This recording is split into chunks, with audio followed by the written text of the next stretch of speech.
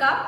आज हम मैग्निफिकेशन के बारे में डिटेल में स्टडी करने वाले हैं। अगर आपने ये वीडियो एंड तक देखा तो आपको स्फेरिकल मिरर के न्यूमेरिकल सॉल्व करने में बहुत आसानी हो जाएगी। सो मूविंग टुवर्ड्स कंसेप्ट है if magnification m is greater than 1 then image is magnified। अगर मैग्निफिकेशन की वैल्यू 1 से बड़ी है, 1 से बड़ी है, तो आपको मिलने वाली इमेज मैग्निफाइड मिलेगी। तो इसके लिए हम एक छोटा सा एग्जांपल लेते हैं।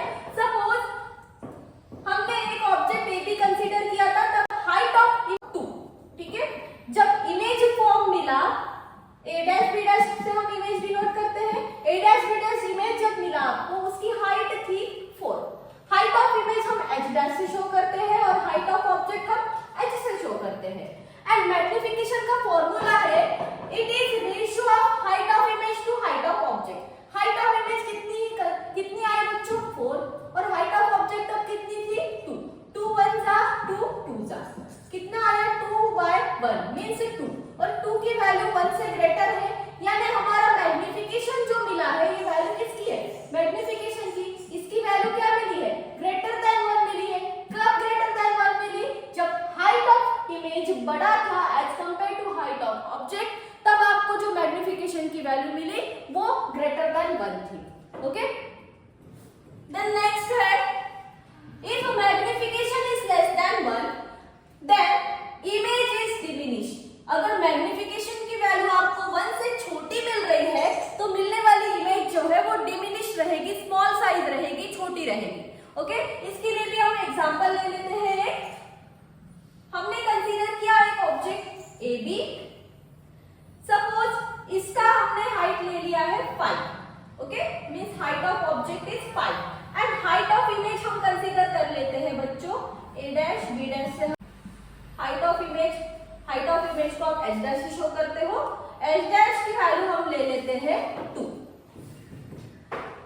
अगेन मैग्निफिकेशन का फॉर्मूला है height of image to height of object. Height of image है 2, हाइट ऑफ ऑब्जेक्ट है 5।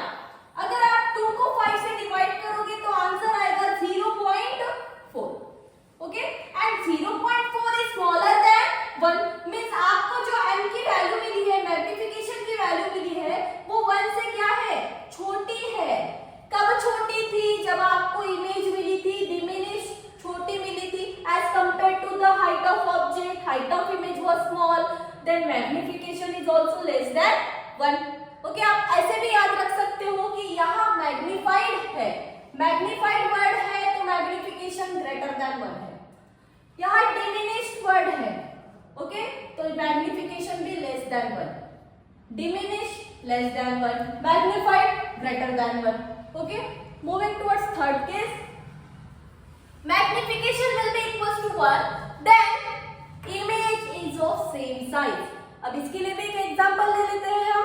हमने अगर ऑब्जेक्ट कंसीडर किया है ए बी, जिसकी हाइट हम h से शो करते हैं, जिसका वैल्यू हम ले लेते हैं सपोज 3, और हमको इमेज जो मिली है वो है a डैश b डैश और उसकी भी हाइट h डैश से शो करेंगे और वो भी है 3।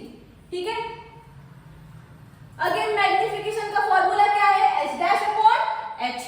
h डैश की वैल्यू हमने लिया है 3, h की वैल्यू ली है 3 एंड 3 1 जा 3 1 जा एंड 1 अपॉन 1 इज 1। तो मैग्निफिकेशन आपको इक्वल टू 1 मिला है। कब 1 मिला? जब height of object and height of image दोनों की वैल्यू सेम है, तब आपको मैग्निफिकेशन 1 मिला है। ओके, सो ये हो गया detail explanation of different cases of magnification. Thank you.